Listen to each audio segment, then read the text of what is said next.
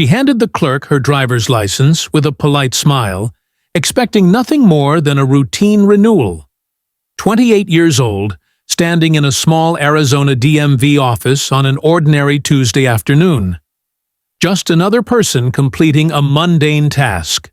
But when the clerk's fingers paused on the keyboard, when her eyes narrowed at the computer screen, when she looked up with an expression that mixed confusion and concern, everything changed.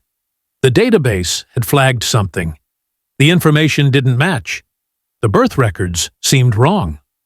The woman waiting at the counter had no idea that within 72 hours, her entire existence would shatter like glass. She didn't know she was about to unlock a mystery that had tormented a Texas family for over 2 decades.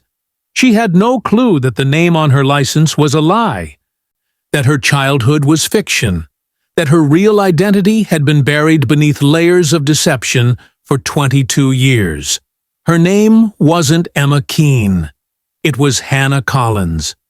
And somewhere in Texas, a mother had never stopped believing her 6-year-old daughter would come home. This is the story of a girl who vanished in broad daylight, a mother who refused to give up hope, and a discovery that proved miracles can happen, even after decades of darkness.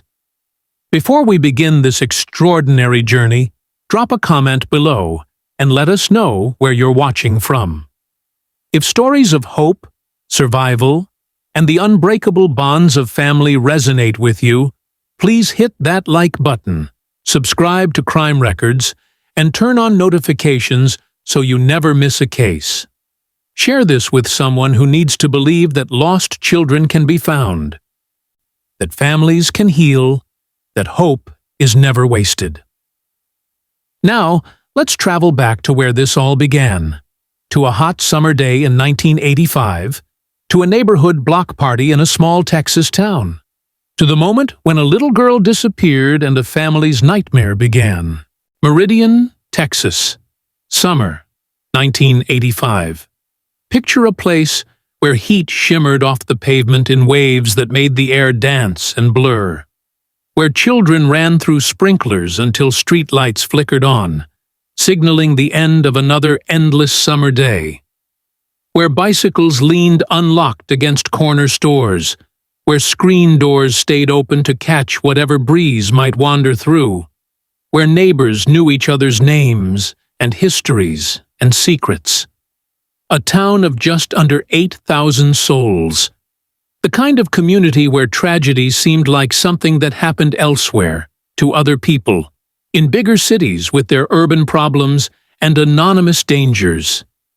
In Meridian, the worst thing that could happen was a fender bender on Main Street or the high school football team losing a championship game. At least, that's what everyone believed. Hannah Marie Collins was 6 years old that summer. Small for her age, with sandy blonde hair that her mother Susan kept in 2 neat braids each morning.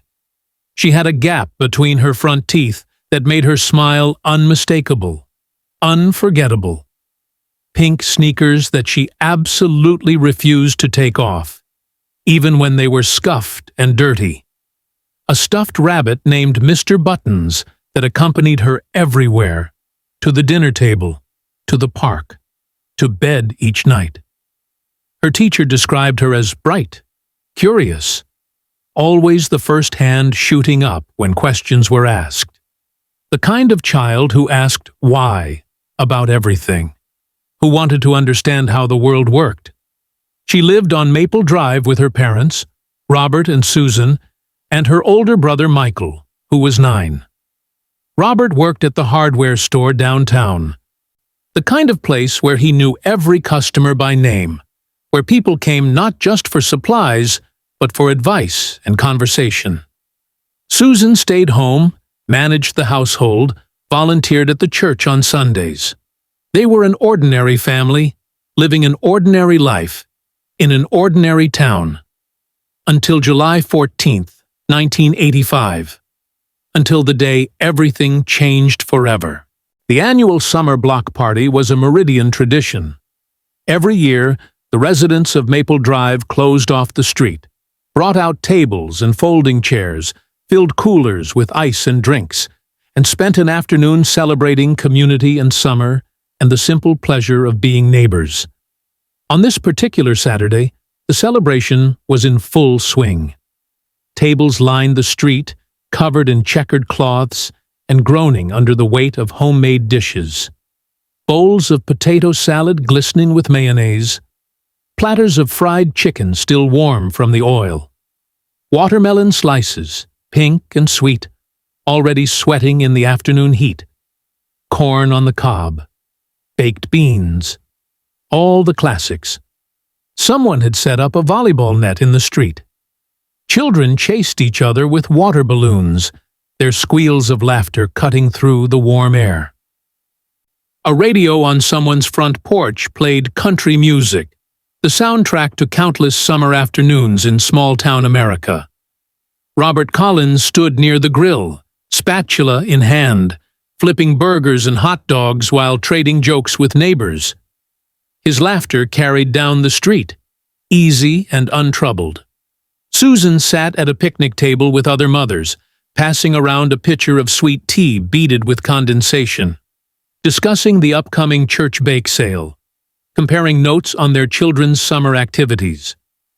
Michael was off somewhere near the creek with his friends, 9-year-old boys finding adventure in the ordinary, probably getting muddy, definitely getting into the kind of harmless trouble that makes childhood memorable. And Hannah was playing.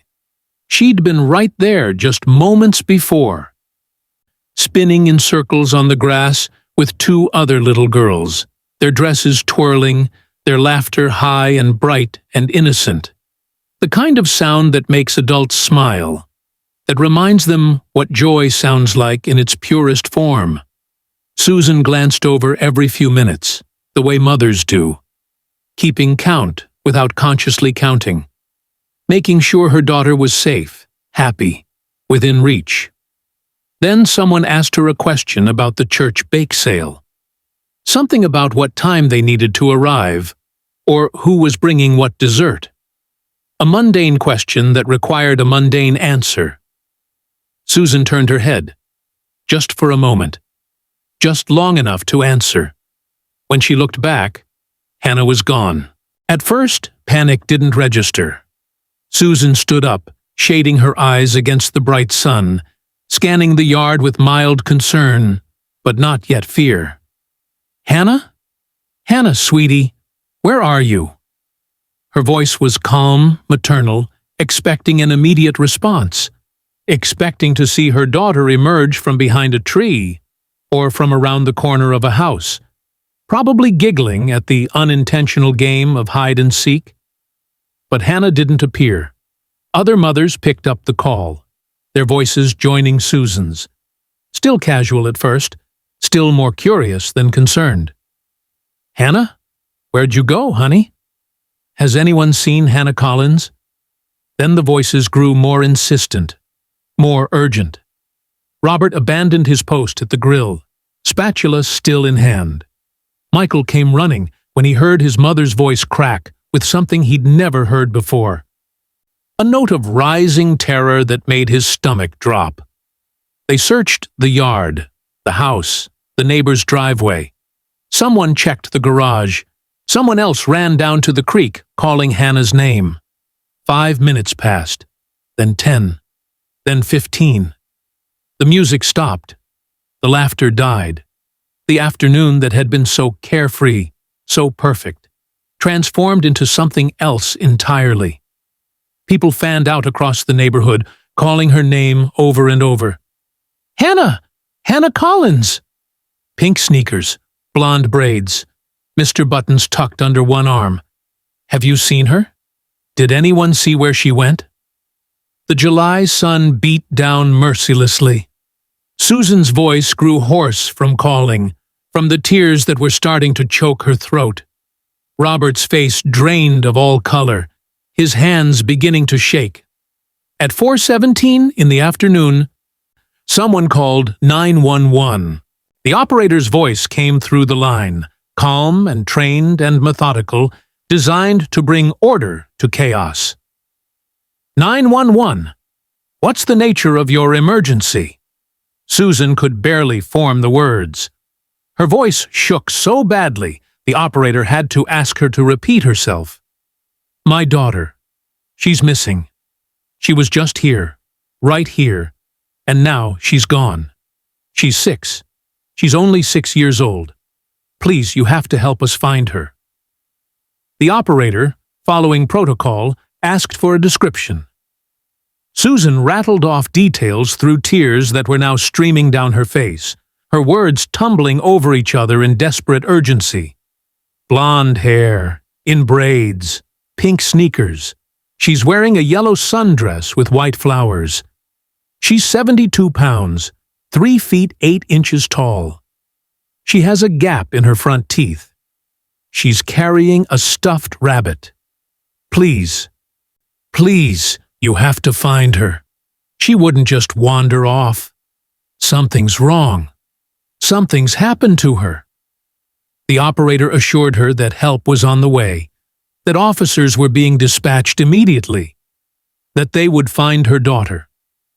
But in those first critical minutes, when Hannah could have still been within reach, when she might have been just around the corner, or in someone's backyard, or walking down a nearby street, the clock was already ticking against them. Every second that passed decreased the chances of finding her quickly. Every minute that ticked by expanded the radius of where she could be. By 5 o'clock that evening, the block party had transformed into something unrecognizable.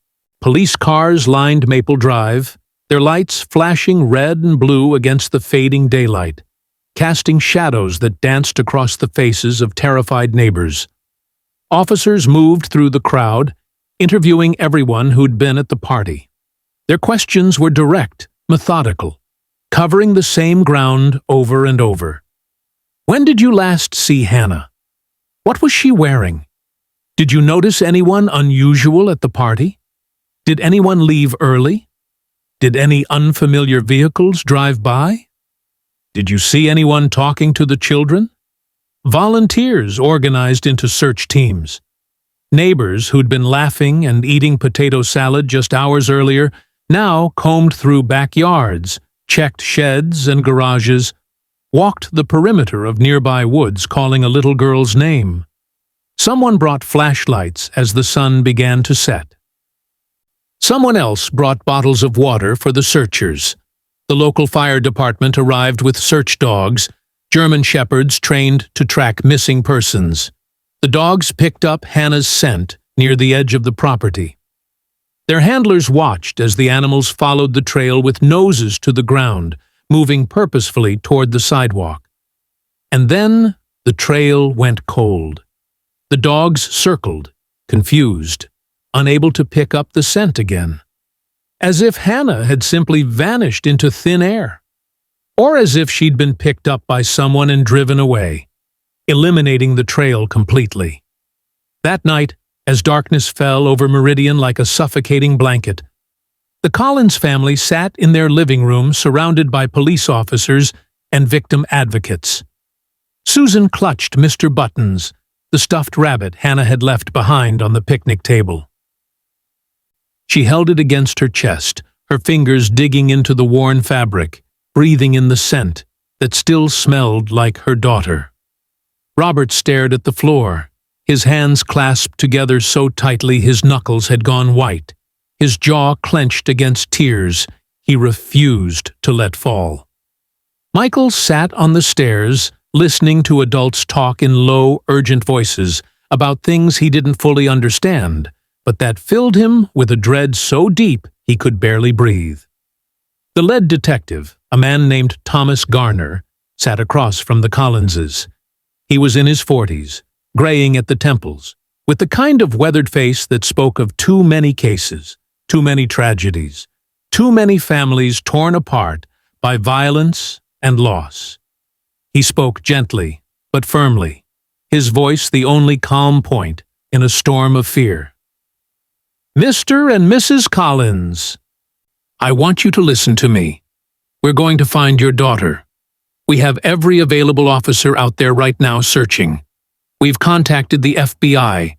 We're setting up roadblocks on every highway leading out of town. But I need you to help me.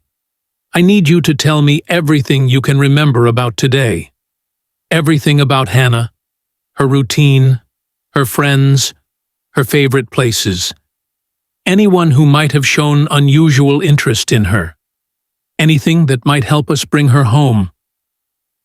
Susan and Robert talked until their voices gave out, until their throats were raw, and their minds were emptied of every detail they could possibly remember.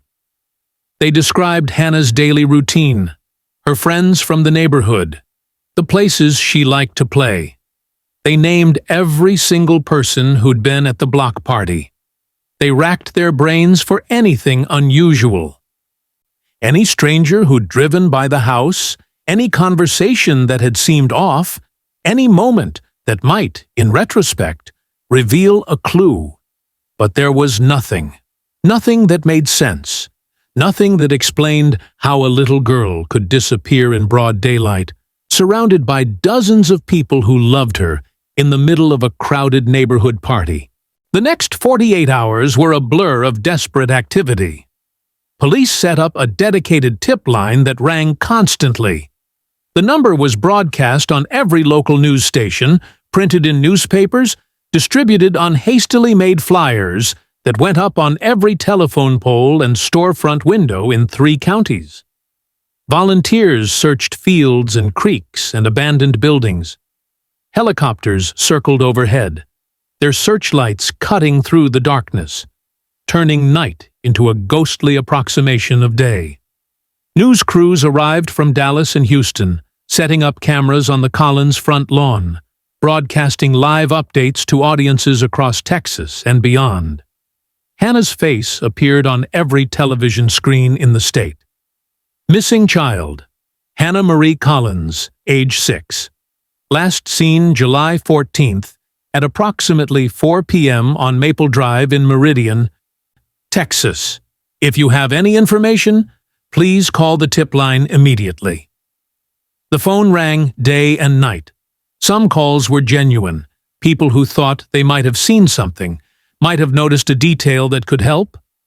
Most were not, well-meaning but mistaken individuals who wanted so badly to help that they convinced themselves they'd seen something significant. People reported seeing blonde girls in grocery stores 3 counties away, at highway rest stops, in the back seats of passing cars. Every single lead was followed. Every sighting was investigated by officers who drove hundreds of miles on tips that led nowhere. None of them were Hannah. On day 3, a man came forward claiming he'd seen a young girl matching Hannah's description in the passenger seat of a blue sedan heading east on Highway 12 around 4:30 that afternoon, right around the time she would have been taken. Police traced the route the car would have taken. They interviewed gas station attendants along the highway. They checked security footage from every business with cameras. Nothing. The blue sedan was never found. The man couldn't remember the license plate or any other identifying details. The lead evaporated like morning dew. On day 5, a woman called the tip line saying she'd seen a man loitering near the block party earlier that day. Someone she didn't recognize from the neighborhood. Police brought her in to work with a sketch artist. She described the man as best she could. Average height. Dark hair. Maybe in his 30s or 40s. The composite drawing was distributed statewide, shown on news broadcasts, printed in newspapers. Dozens of people called in to identify the man in the sketch. All of them were investigated. Officers tracked down every lead, interviewed every person suggested. None of them were connected to Hannah's disappearance. The mysterious loitering man, if he'd existed at all, was never found. By the end of the first week, the initial surge of hope that drives the first days of a search had begun to fade like flowers wilting in the Texas heat.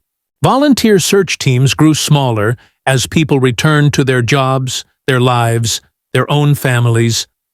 The media coverage, which had been constant and intense, began to shift to other stories, other tragedies, other families in crisis. Detective Garner sat in the Collins kitchen, a cup of coffee growing cold in front of him, and told them the truth they didn't want to hear, but needed to understand. Mr. and Mrs. Collins, I want you to know we're not giving up. We will never give up. But I also need to be honest with you. We've exhausted the immediate leads. We're expanding the search radius. We're coordinating with other jurisdictions. We're looking at individuals in the area with concerning backgrounds. But I won't lie to you. The longer Hannah is gone, the harder this becomes. The statistics aren't in our favor. Susan buried her face in her hands. Robert stood abruptly and walked out of the room, unable to sit still, unable to accept what he was hearing. Michael, listening from the hallway where he'd stationed himself to catch every word the adults said, felt something inside him break. A childhood innocence that could never be recovered. The investigation shifted focus in ways that felt like betrayal to the Collins family. Police began looking at people closer to home. Family members, neighbors, anyone who'd been at the party. Standard procedure in missing child cases, Detective Garner explained, but it felt like accusation, like suspicion turned inward on the people who were already suffering the most. Robert and Susan were questioned separately, their stories cross-checked for inconsistencies, their timelines examined for gaps or contradictions. Michael was interviewed by a specialist who worked with young people involved in investigations. The questions were gentle, but probing. Did his parents fight? Had anyone in the family been acting strangely lately? Had Hannah ever mentioned being afraid of someone? Had she seemed upset or worried in the days before she disappeared? The questions felt invasive, accusatory, wrong. But Michael answered every single one.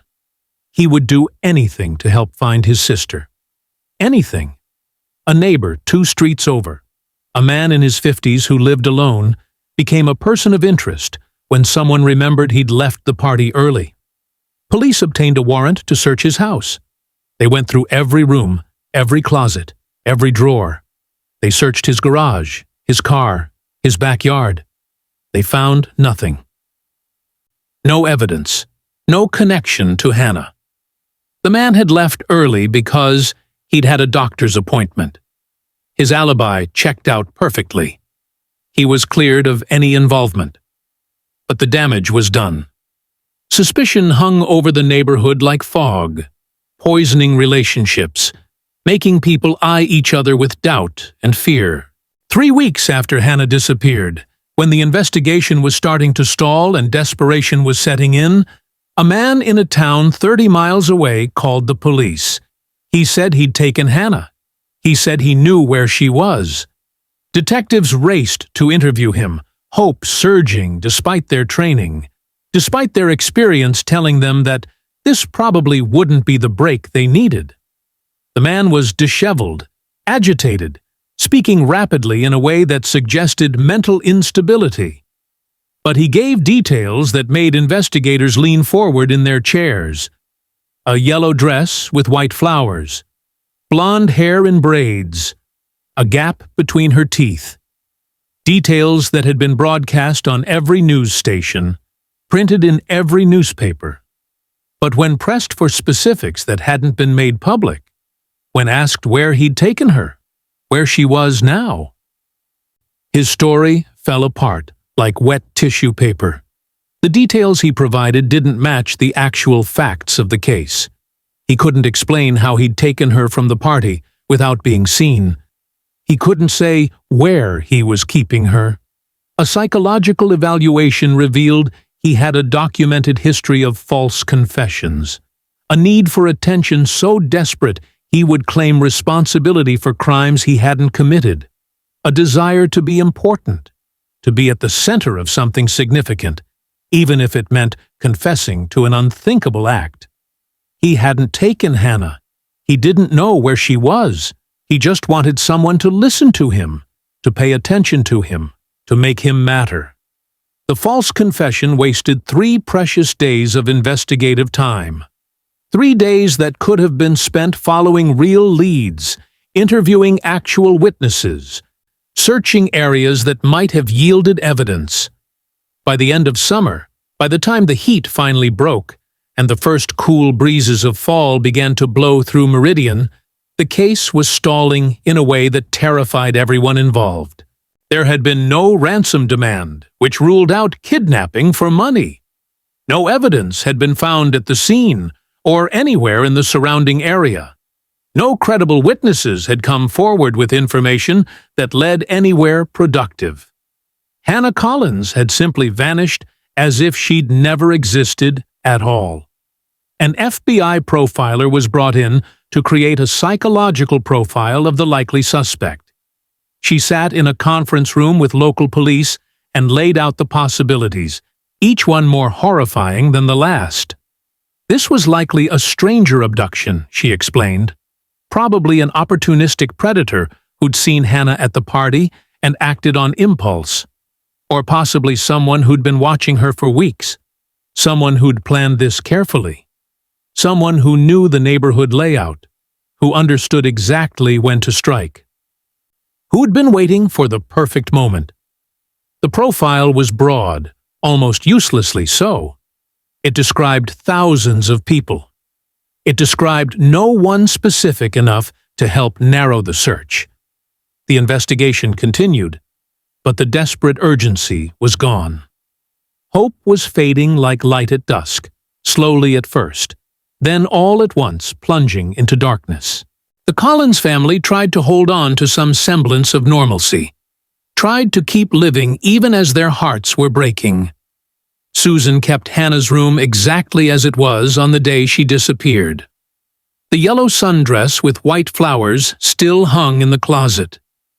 Mr. Buttons sat on the bed, occupying the space where Hannah should have been. Every night, Susan stood in the doorway of that empty room and whispered goodnight to a daughter who wasn't there. Every morning she woke up and for just a moment forgot, and then remembered all over again, and the pain was as fresh as the first day. Robert threw himself into work, spending 12, 14, sometimes 16 hours a day at the hardware store. He couldn't stand being home. Couldn't stand walking past Hannah's empty room. Couldn't stand seeing the empty chair at the dinner table where his daughter should have been sitting, telling them about her day, asking for seconds, stealing bites from her brother's plate. Michael stopped playing with his friends, stopped smiling, stopped being a child, really, in all the ways that matter. He became quiet, withdrawn, carrying a burden no 9-year-old should have to carry. At school, teachers noticed the change, but didn't know what to say. At home, his parents noticed, but were too consumed by their own grief to know how to help him. How do you comfort a boy who's lost his sister? How do you tell him everything will be okay when you don't believe it yourself? How do you promise him the world is safe when you know it demonstrably isn't? By October, 4 months after Hannah vanished, the investigation had officially gone cold. Detective Garner still checked in once a week, his calls a lifeline that Susan both needed and dreaded. He still followed up on tips when they came in, though they were increasingly rare and increasingly implausible. But Hannah's file was moved to the back of a drawer. Other cases demanded attention. Other families needed help. Resources had to be allocated where they could do the most good. The search teams disbanded. The news crews moved on to other stories. The tip line stopped ringing. Hannah Collins became a statistic. One of thousands of children who go missing every year. One more face on a poster that would yellow with time. One more family torn apart by violence they didn't see coming. On Hannah's 7th birthday, November 23rd, Susan did something that would become an annual ritual, a way of keeping her daughter alive in the only way she knew how. She baked a cake, chocolate, Hannah's favorite. She put 7 candles on top, one for each year of life, and lit them with trembling hands. She sang Happy Birthday in a broken voice, alone in the kitchen while Robert was at work and Michael was at school, unable to witness this particular expression of grief. She blew out the candles and made a wish, the same wish she would make every year for decades to come. Let her be alive. Let her come home. Let this nightmare end. The cake sat untouched on the counter for 3 days before Robert finally threw it away. He couldn't stand looking at it, couldn't stand the reminder of everything they'd lost. The first Christmas without Hannah was unbearable in ways the family hadn't anticipated. Susan insisted on putting up a tree, on maintaining traditions, on pretending that life could somehow continue. She hung Hannah's stocking next to Michael's and Robert's. She wrapped presents that would never be opened, couldn't bear the thought of Hannah's name being absent from the gift tags. On Christmas morning, Michael came downstairs to find his mother sitting on the floor in front of the tree, holding a doll she'd bought for Hannah, crying so hard she couldn't breathe, her whole body shaking with sobs. Robert carried her upstairs to bed. Michael sat alone in the living room, surrounded by presents he didn't want, and wondered if life would ever feel normal again. The answer, he already knew with the terrible wisdom of a child forced to grow up too fast, was no. Nothing would ever be normal again. As months turned into years, the town of Meridian tried to move on. People stopped talking about Hannah Collins at the grocery store, stopped speculating about what might have happened. Life returned to its rhythms, to its concerns about football games and elections and weather and all the mundane things that fill ordinary days. But the Collins family never forgot, never moved on, never stopped waiting. Every July 14th, Susan lit a candle on the anniversary of Hannah's disappearance. Every November 23rd, she baked a birthday cake with the appropriate number of candles and made the same wish. The rituals became a way to survive, a way to keep Hannah's memory alive, a way to say across the void of time and distance and uncertainty, I haven't forgotten you. I will never forget you. I'm still here, still waiting, still hoping. Detective Garner retired in 1989, 4 years after Hannah vanished. Before he left the force, he came to the Collins house one final time. He sat with Susan and Robert at their kitchen table and told them he was sorry, that he'd failed them, that he'd never stopped looking and never would stop hoping. I need to be honest with you, he said, his voice heavy with the weight of unsolved cases and unfulfilled promises. If Hannah is still out there, if she's still alive, she's been gone long enough that she probably doesn't remember you. She probably doesn't remember who she was. The person who took her has had years to hide her, to create a new identity, to erase her past. I'm sorry. I'm so sorry I couldn't bring her home. Susan thanked him for his honesty. Robert shook his hand. Neither of them cried. They'd run out of tears years ago, had used them all up in those first terrible months. The case file was passed to a new detective, a young woman who inherited dozens of cold cases along with Hannah's. She read through the file during her first week, studied the photographs of a blonde girl with braids and a gap-toothed smile and pink sneakers. She made a note to check in with the family. But weeks turned into months. Other cases took priority, and Hannah's file went back into the drawer with all the other unsolved mysteries. By 1992, 7 years after Hannah disappeared, the Collins family had fractured beyond any possibility of repair. Robert and Susan divorced. The marriage couldn't survive the strain of loss, the weight of blame that neither spoke aloud but both felt, the constant reminder of the child they'd failed to protect. The house on Maple Drive was sold to a family who didn't know its history. Susan moved to a small apartment across town.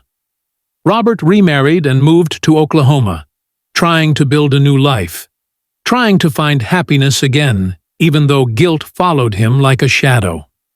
Michael, now 16, stayed with his mother. He'd grown tall and quiet and serious beyond his years. He didn't talk about his sister, didn't talk about the past, had learned that silence was easier than explanation. But he thought about Hannah every single day, wondered where she was, wondered if she was alive, wondered if she ever thought about them, about the family she'd been taken from. Susan took a job at a local diner, working double shifts to make rent, to fill the hours, to stay too busy to think. She kept a photograph of Hannah in her apron pocket, the edges worn soft from constant handling. Sometimes during her breaks, she would take out the photo and stare at it, memorizing details she'd already memorized 1,000 times before. The curve of Hannah's cheek, the light in her eyes, the way her hair fell across her forehead. She showed the photo to customers sometimes, unable to help herself, still hoping that somehow someone would recognize her daughter. "Have you seen this girl? This is my daughter. She's been missing since 1985. Most people shook their heads sympathetically. Some looked uncomfortable and changed the subject. A few asked questions that Susan answered patiently, grateful that anyone still cared. In 1995, 10 years after Hannah disappeared, a documentary crew came to Meridian. They were making a film about cold cases, about families who refused to give up, about the children who vanished and the people who still searched for them. They interviewed Susan in her small apartment. She sat in front of their camera and told Hannah's story one more time, her voice steady from years of practice, from telling this story to police and reporters and anyone who would listen. She showed them the bedroom she'd maintained for a daughter who might never come home. She showed them the birthday cakes she baked every year, the Christmas stockings she still hung, the candles she lit on anniversaries that marked loss instead of celebration. She looked directly into the camera lens and spoke to her daughter, sending a message out into the world, hoping it might somehow reach Hannah wherever she was. "Hannah, if you're out there, if you can hear me, I want you to know that we never stopped looking. We never stopped loving you. You are not forgotten. You will never be forgotten. Please come home. Please." The documentary aired on a cable channel late one night. It was watched by thousands of people across the country. Tips came into the police department. People who thought they might have seen something, might know something. None of them led anywhere. But Susan didn't care about the results. She'd spoken to her daughter.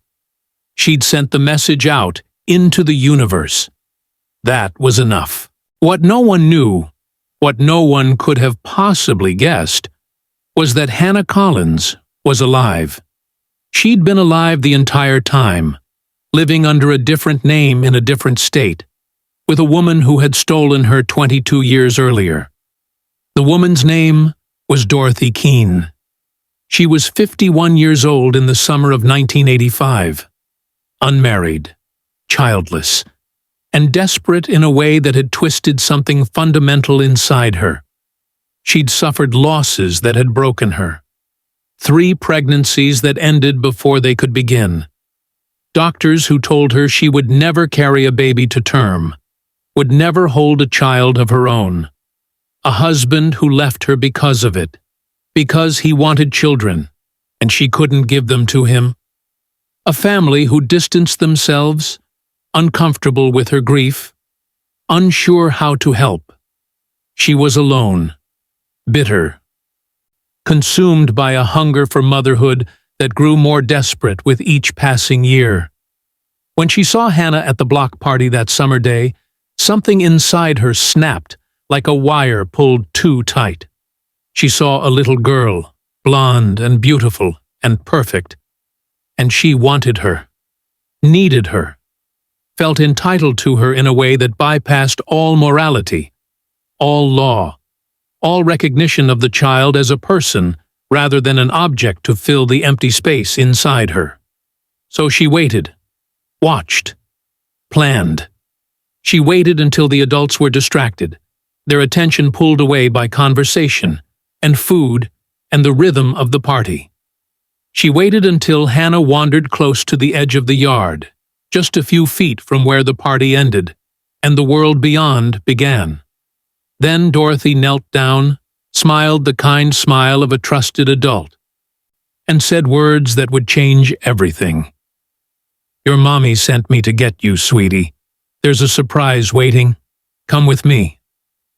Hannah, 6 years old, and trusting in the way children are taught to trust adults, especially adults who smile and speak kindly and know her mother's name, took Dorothy's hand. And just like that, she was gone. Dorothy drove for 3 days straight, only stopping for gas and food and restroom breaks, always keeping Hannah close, never letting her out of sight. She kept the girl sedated with children's cold medicine, enough to keep her quiet and compliant, and too disoriented to understand what was happening or where they were going. By the time they reached Arizona, by the time Dorothy pulled up to a small rental house on the outskirts of Tucson that she'd arranged under a false name, Hannah was confused, barely conscious, her sense of reality fractured and fragile. Dorothy wasted no time in beginning the transformation. She dyed Hannah's blonde hair brown. She told her that her real parents had died, that she was her Aunt Dorothy, that everything Hannah remembered from before was just a dream or a mistake. She told her that her name wasn't Hannah anymore.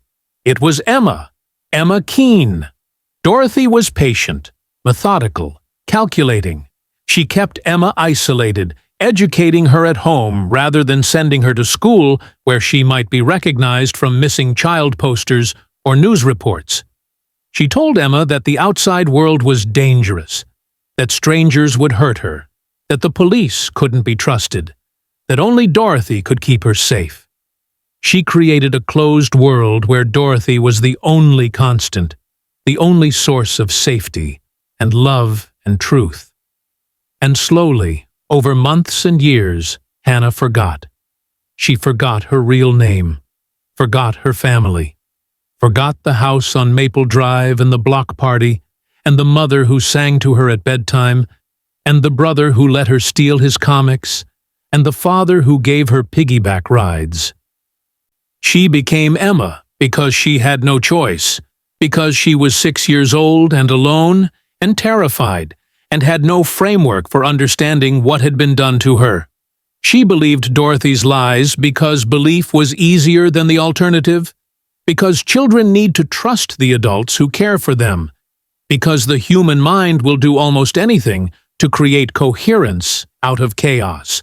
As Emma grew older, Dorothy's control tightened like a vice. Emma was not allowed to have friends, was not allowed to attend regular school, was not allowed to participate in any activity that might expose her to people who could ask questions or notice inconsistencies. Dorothy said it was because Emma was special, fragile, different from other children. Said the world wouldn't understand her. Said isolation was protection. And Emma believed her, because Dorothy was the only mother she'd ever known, or at least the only one she could remember. But there were cracks in the foundation Dorothy had built, small fissures that grew wider with time. Emma had dreams sometimes, vivid and recurring. Dreams of a woman with kind eyes and gentle hands.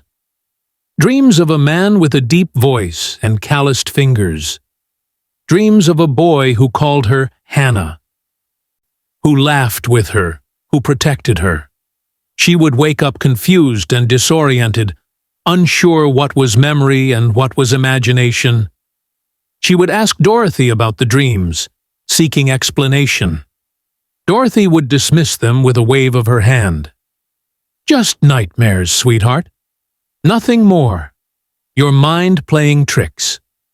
But the dreams persisted, growing stronger as Emma grew older, as if some part of her subconscious refused to let go of the truth completely. When Emma turned 16, she asked Dorothy for a birth certificate so she could get a driver's license like other teenagers. Dorothy stalled, said she would take care of it, promised it would be handled soon. Weeks passed, then months.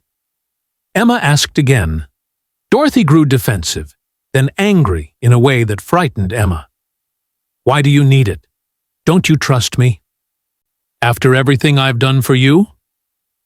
Emma backed down, not wanting to upset the only family she had, not wanting to risk losing the tenuous stability of her life. But the question lingered in her mind like smoke. Why didn't she have a birth certificate? Why couldn't she remember anything before the age of 6? Why did Dorothy become so agitated whenever Emma asked about her past? By the time Emma turned 21, the cracks had become fissures impossible to ignore. She'd started working at a local grocery store against Dorothy's vehement objections. Dorothy had fought it, said it was dangerous, said Emma wasn't ready for the world, wasn't strong enough to handle interaction with others. But Emma had insisted, needing money, needing independence, needing to feel like a person rather than a possession. At work, she met other people her age, heard them tell stories about their childhoods, their families, their memories of elementary school and birthday parties and family vacations. Emma had none of those stories. No baby photographs, no childhood friends, no memories from before the age of 6. Just a blank space where her early years should have been.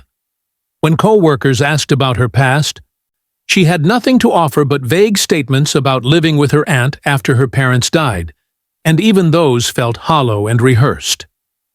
One day, a co-worker invited Emma to lunch.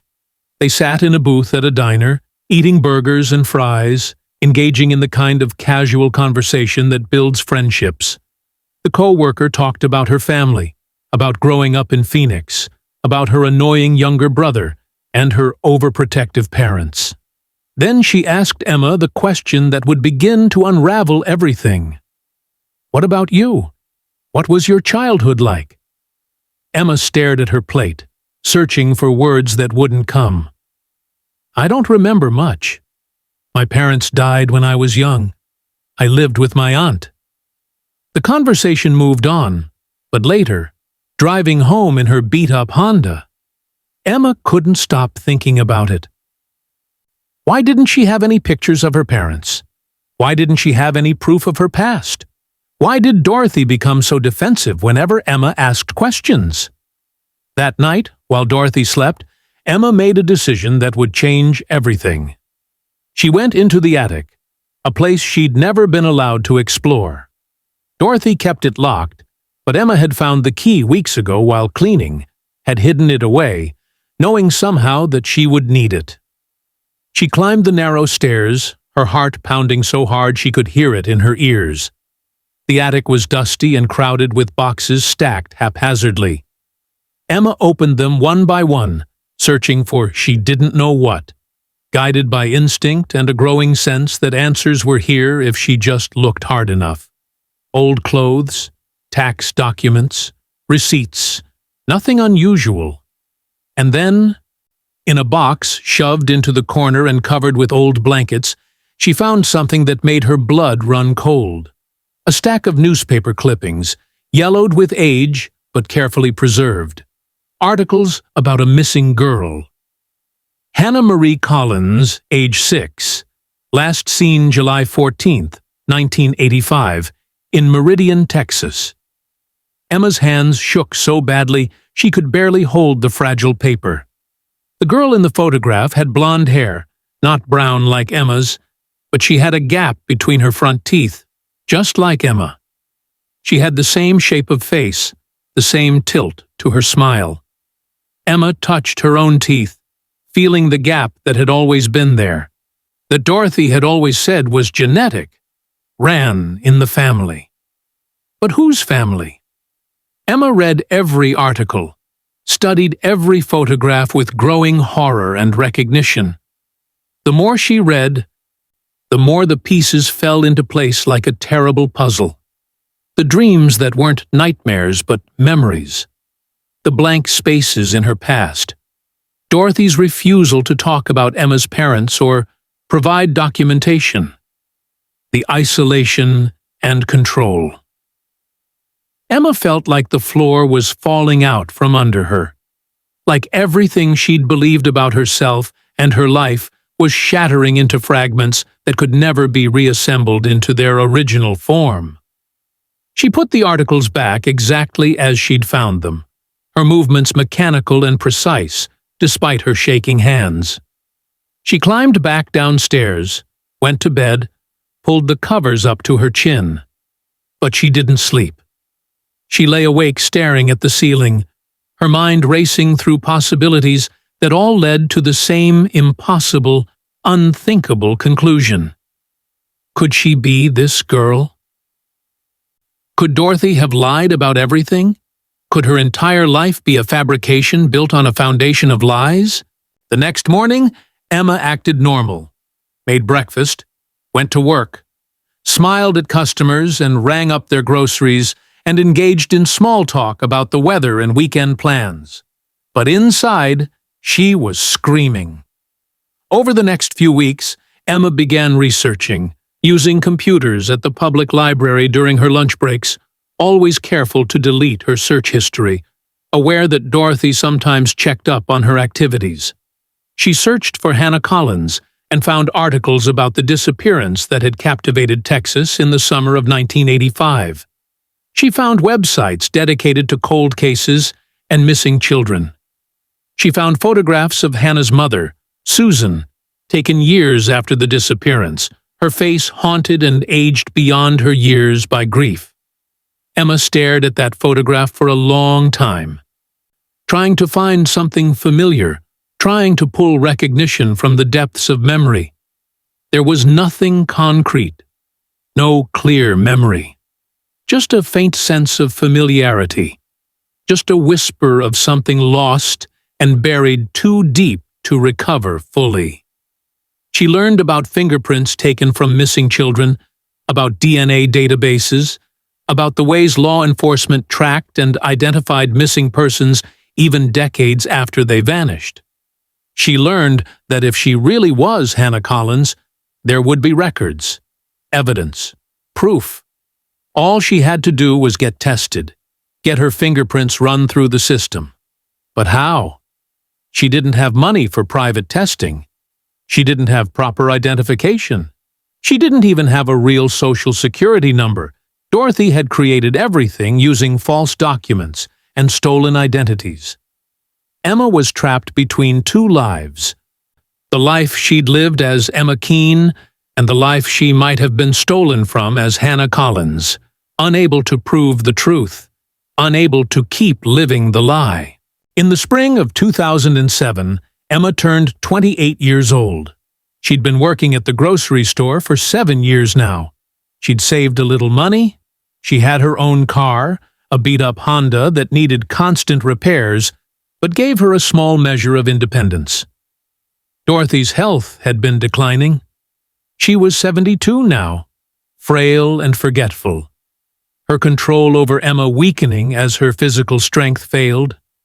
One afternoon, Emma's car got pulled over for a broken tail light. The officer was polite and professional. He asked for her license and registration. Emma handed them over, her heart pounding for reasons the officer couldn't possibly understand. He glanced at the license, then back at Emma. His expression shifted slightly. "Ma'am, this license has expired." Emma's stomach dropped. "I know, officer. I've been meaning to renew it. I just haven't had time." The officer nodded. "You'll need to take care of that soon. I'm going to let you off with a warning this time, but don't wait too long." Emma thanked him, her voice barely steady. As she drove away, hands shaking on the steering wheel, She realized she needed to renew her license, which meant going to the DMV, which meant providing documentation, which meant her false identity would be scrutinized by systems designed to catch exactly this kind of fraud. She could avoid it, keep living in the shadows, keep pretending.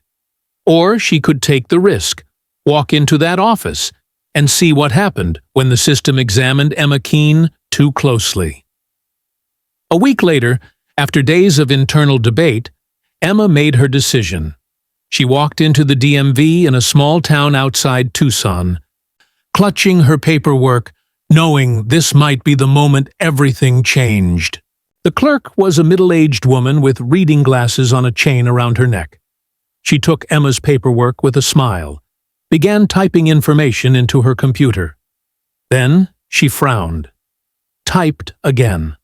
Her expression shifted from routine boredom to puzzled concentration. She looked up at Emma. "Ma'am, there's a problem with your records." Emma's pulse quickened. "What kind of problem?" "I'm not sure. Your information is flagged in the system. Can you wait here for a moment?" Emma nodded, unable to speak. The clerk disappeared into a back office. 5 minutes passed, feeling like hours. 10 minutes. Emma stood at the counter, her mind racing through scenarios, wondering if this was the end of Emma Keene and the beginning of something else entirely. The clerk returned with a supervisor, a man in his 50s with a serious expression. "Ma'am," he said, looking at Emma carefully, "we're going to need you to provide additional documentation, a birth certificate, social security card, the original documents, not copies." Emma felt the walls closing in. "I don't have them with me." "Then you'll need to come back with them. In the meantime, we can't process your renewal." Emma left the DMV in a daze. She sat in her car in the parking lot, gripping the steering wheel, trying to breathe through the panic rising in her chest. She couldn't go back to Dorothy and ask for documents that didn't exist.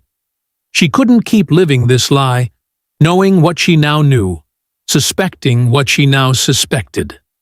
She was trapped in an impossible situation with only one way forward. That night, Emma drove to the Tucson police station.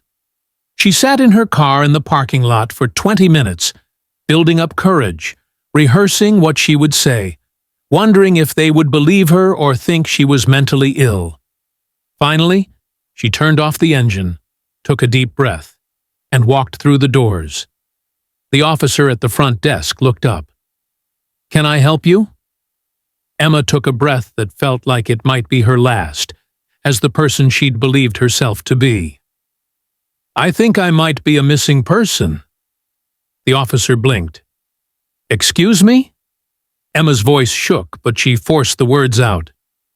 "My name is Emma Keene. At least, that's what I've been told my whole life. But I found newspaper articles about a girl who went missing in 1985. Hannah Collins, from Texas. And I think that might be me." The officer stared at her for a long moment, trying to process this unusual claim. Then he picked up the phone. "I'm going to need you to have a seat. Someone will be with you shortly." Emma sat in a plastic chair in the waiting area, her hands folded in her lap, and waited for her life to either fall apart or finally make sense. An hour passed.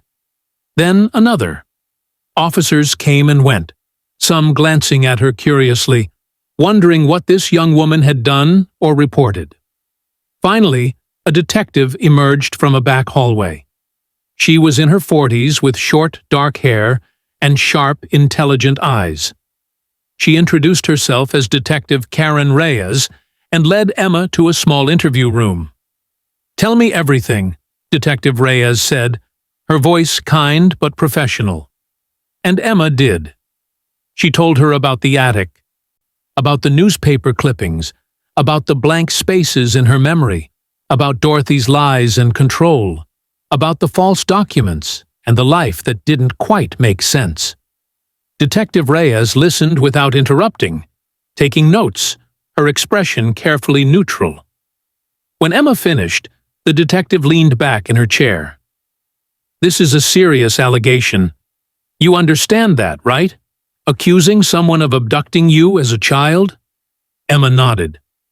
"I know it sounds crazy. I know I don't have proof. Just the articles and a feeling and a life that doesn't add up. But I need to know the truth. I need to know who I really am." Detective Reyes studied her for a long moment.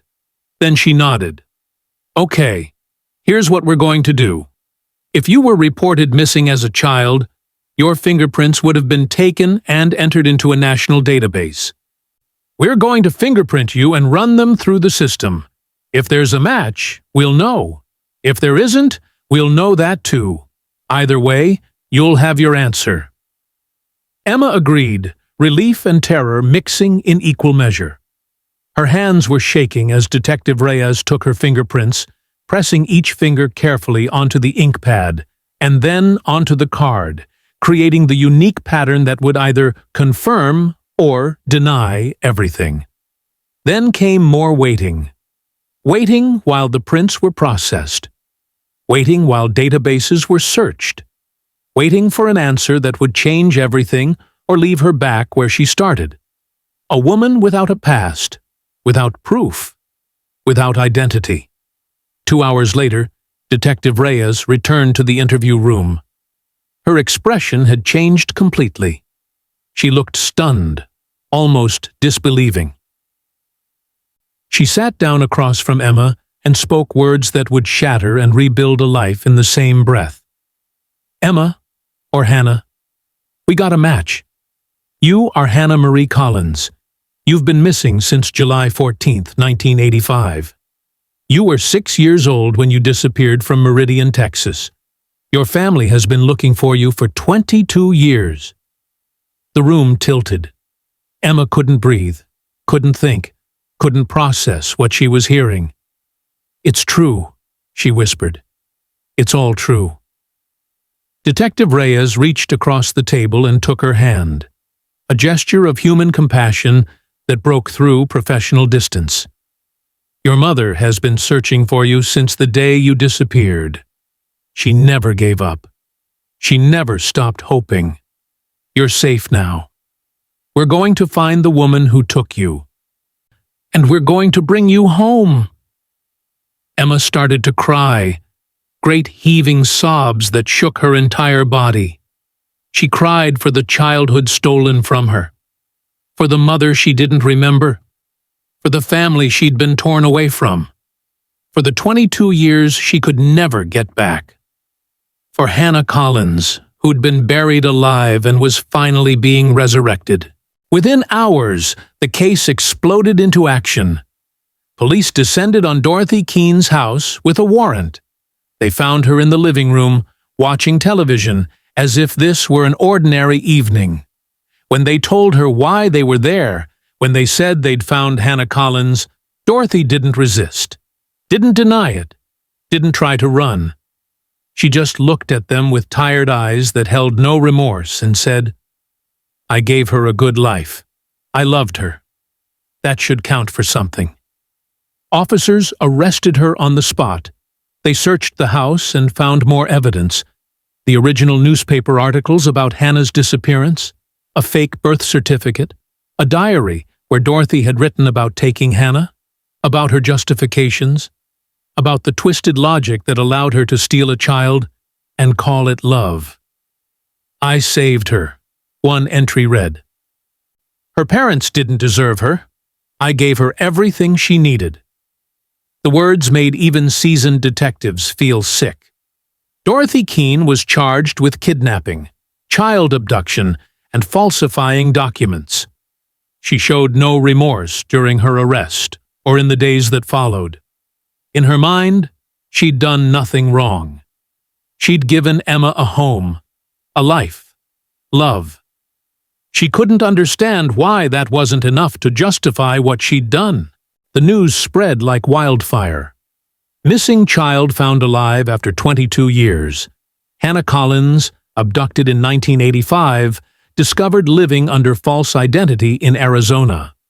The story was everywhere within hours. National news, cable channels, online forums, social media before social media was what it is today. People who'd followed the case for decades, who remembered Hannah's face from milk cartons and missing child posters, were stunned, disbelieving, then overjoyed. The impossible had happened. A missing child had come home. The Collins family was contacted immediately. Susan was at work, refilling the coffee pot during a lull at the diner, when her phone rang. She almost didn't answer, tired and busy, and not expecting anything important. But something made her pick up. The voice on the other end identified himself as a detective from Arizona. "Mrs. Collins, I need you to sit down." Susan's heart stopped. She'd received calls about Hannah before, false leads and mistaken identities that always led to crushing disappointment. "We found your daughter. She's alive. Hannah is alive." Susan dropped the phone. Her co-workers rushed over. Someone picked up the phone and listened as the detective explained. Someone else helped Susan into a chair because she was shaking so hard she couldn't stand. Hannah, her Hannah, alive. After 22 years. It didn't seem possible. It didn't seem real. But it was. It was real. Robert was contacted next. He was living in Oklahoma. His second marriage ended. Working a job that paid the bills but meant nothing to him. When the police called, he thought it was a mistake. A cruel prank, something his mind couldn't possibly accept as truth. But they sent him photographs. Photographs of a woman who looked exactly like Hannah would have looked if she'd been allowed to grow up with her family. The same eyes. The same gap in her teeth. The same tilt of her head. Robert sat on his porch and wept for the first time in years, clutching the photograph, unable to believe what he was seeing. Michael was the hardest to reach. He'd moved to North Dakota, was working on an oil rig in a remote location where communication was sporadic. It took 2 days to get the message to him. When he finally heard, when someone finally managed to tell him that his sister was alive, had been found, was coming home, he didn't cry. He just stood there, staring at nothing, trying to process information his brain couldn't quite accept.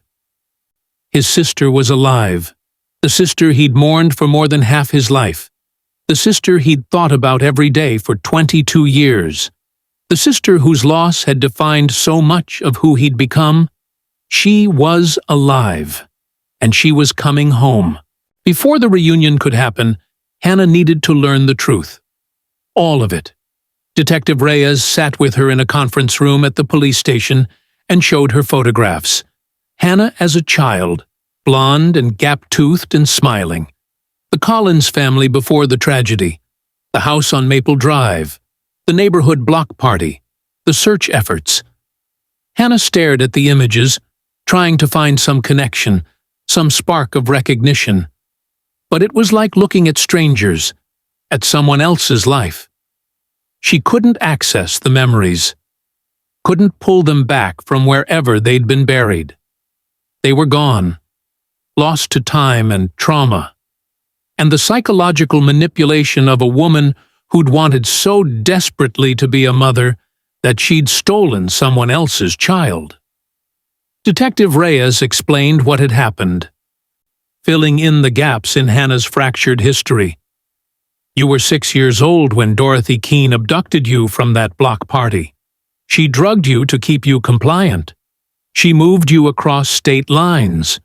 She changed your identity. She isolated you from the world, from your family, from yourself. She stole 22 years of your life. Hannah listened, her face blank, processing information that should have felt personal, but somehow felt abstract, distant. Then she asked the only question that mattered, the question that would determine whether this discovery was a tragedy or a miracle. Did they love me? My real family. Did they love me? Detective Reyes nodded, tears in her eyes despite her professional training. They never stopped loving you. They never stopped looking. Your mother baked you a birthday cake every single year, and lit candles and made wishes. Your father kept your photograph in his wallet. Your brother kept your room exactly as it was. They never gave up hope that someday, somehow, you'd come home. Hannah broke down completely. She sobbed so hard she couldn't breathe, couldn't speak, couldn't do anything but cry for everything she'd lost and everything she was about to gain. For the family she didn't remember, but who'd never forgotten her. For the life stolen from her. For Hannah Collins, who'd been buried, but not dead. 2 weeks after the discovery, arrangements were made for Hannah to meet her family. The reunion was held at a private location, away from the media circus that had engulfed the story, away from cameras and reporters, and the public spectacle that everyone wanted to witness. This moment belonged to the Collins family alone. Susan arrived first, unable to sleep, unable to eat, a wreck of nerves and anticipation, and fear that this might somehow still be a mistake. Robert came next, looking older than his 55 years, grief and hope etched into every line of his face. Michael was last to arrive, tall and broad-shouldered, carrying the weight of 22 years of loss. They waited in a small room, the three of them, not speaking, just waiting. Then the door opened, and Hannah walked in. For a moment, nobody moved. They just stared at each other, three people who should have been family but were strangers, connected by biology and trauma, but separated by decades of absence. Susan was the first to break. She crossed the room in 3 steps and wrapped her arms around Hannah, holding her so tightly Hannah could barely breathe. "My baby," Susan whispered, her voice breaking. "My baby girl. I knew you'd come back. I knew it." Hannah stood stiffly, uncertain, not knowing how to respond to this intensity of emotion from a woman she didn't remember, didn't recognize except from photographs. But she let herself be held. Let herself feel the desperate, all-consuming love that radiated from Susan like heat from a fire. Robert approached next, more cautious, his hand trembling as he touched Hannah's face gently, as if she might disappear if he pressed too hard. "Hannah, I'm so sorry. I'm so sorry we didn't find you sooner. I'm sorry for every day you spent away from us." Hannah shook her head. "It's not your fault. None of this is your fault." Michael hung back, not knowing what to say, not knowing how to bridge a gap of 22 years with words that felt inadequate. Finally, Hannah looked at him. "You're my brother." Michael nodded. "Yeah, I am." They stood there, awkward and uncertain, 2 siblings who should have grown up together but had become strangers. Then Michael said something that broke through the tension. "You used to steal my comics, all the time. You'd sneak into my room and take them, then deny it, even when I found them under your bed." Hannah blinked, surprised by this detail, this small piece of ordinary childhood normalcy. "I did?" Michael smiled, a sad, broken smile. "Every single time. You were terrible at hiding them." Hannah felt something shift inside her. Not a memory exactly, but a feeling. A sense of familiarity, of connection, of family. She smiled back. "I'm sorry." Michael shook his head. "Don't be. I'd let you steal all my comics forever if it meant you'd been here all along." They hugged, brother and sister reunited after more than 2 decades, and for the first time since the discovery, Hannah felt like maybe, just maybe, she could find her way back to who she'd been meant to be. Dorothy Keane's trial began in October of 2007. Hannah was called to testify, the prosecution insisting her testimony was crucial to securing a conviction. She didn't want to face Dorothy, didn't want to look at the woman who'd stolen her life. But she agreed, understanding that justice required her participation. She walked into the courtroom, hands shaking, and saw Dorothy sitting at the defense table, small and frail, and somehow pathetic. When their eyes met, Dorothy smiled, a sad, wistful smile, as if they were old friends reuniting, as if none of this was real or important. Hannah looked away, unable to hold that gaze. She took the stand and answered questions about her life with Dorothy. The isolation, the lies, the control, the fear that had defined her existence. She described finding the newspaper articles, the moment of realization, the decision to walk into a police station and risk everything for the truth. When she was done, the prosecutor asked one final question.